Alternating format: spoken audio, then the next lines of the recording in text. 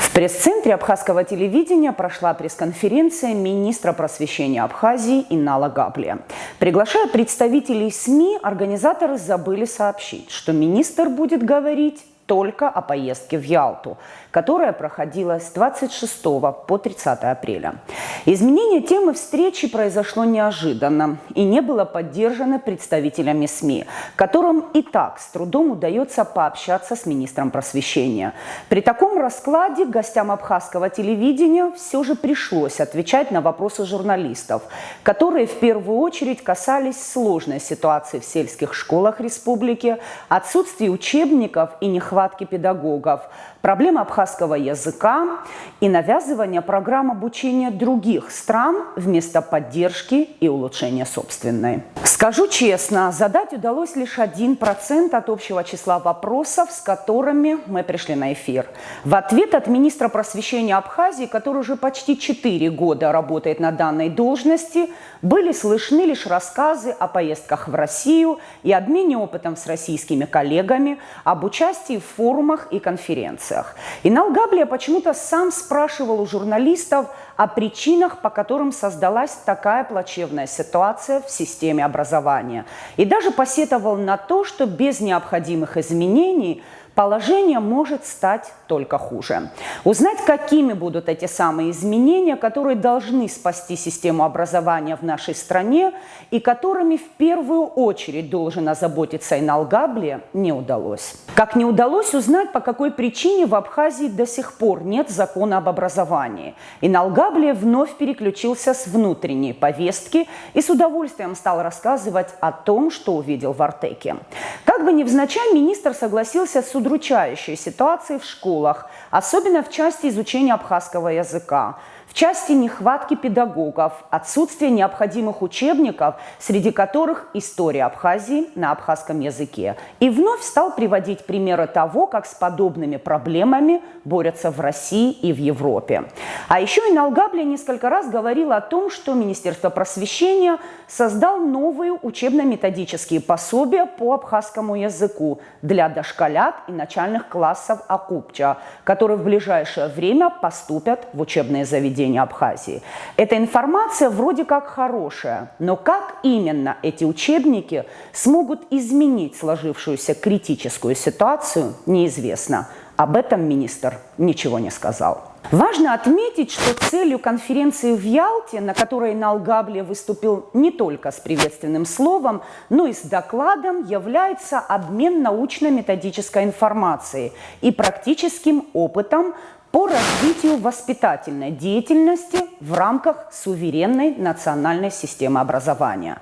Однако говорить о суверенной национальной системе образования Абхазии в пресс-центре абхазского телевидения Инал Габлия хотел меньше всего. Понимая, что у собравшихся в студии журналистов масса неудобных вопросов, которые будут раскрывать проблемные зоны абхазской системы образования, министр стал рассказывать практически пошагово о своем нахождении в Крыму и увиденном там. С улыбкой на лице Инал Габлия говорил об интерактивных досках, о переменах, на которых ученикам предлагаются игры в шахматы, о комнатах отдыха и о том, как желает внедрить все это здесь, в Абхазии.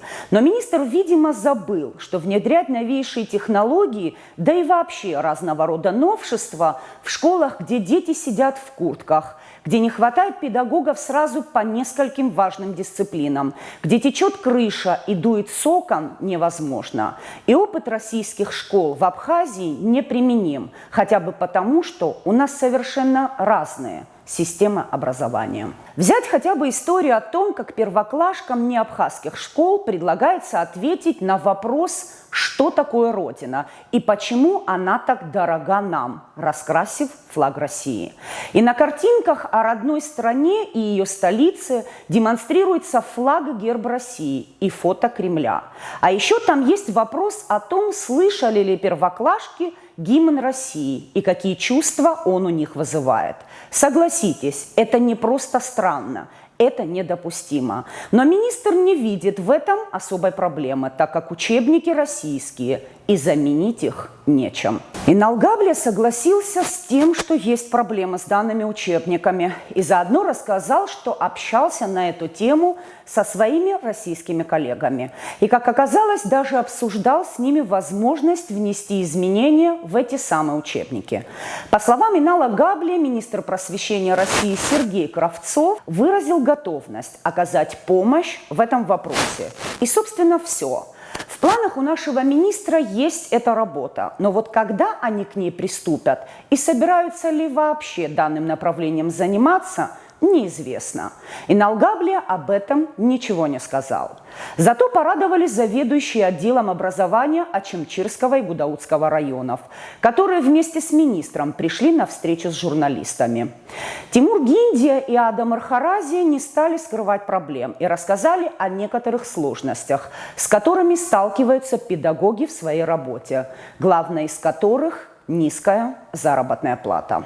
Всего в школах Абхазии, как выяснилось, не хватает 600 педагогов. Согласитесь, цифра катастрофическая. А еще не хватает учебных пособий, самих учебников и еще много чего нужного. Зато вместо приобретения всего этого Министерство просвещения при поддержке президента и Министерство финансов планирует открытие класса медицинского профиля. Это проект, для реализации которого необходимо закупить дорогое оборудование, признался Иналгабле. Какая именно сумма уже затрачена на все эти мероприятия, министр, опять же, не сообщил.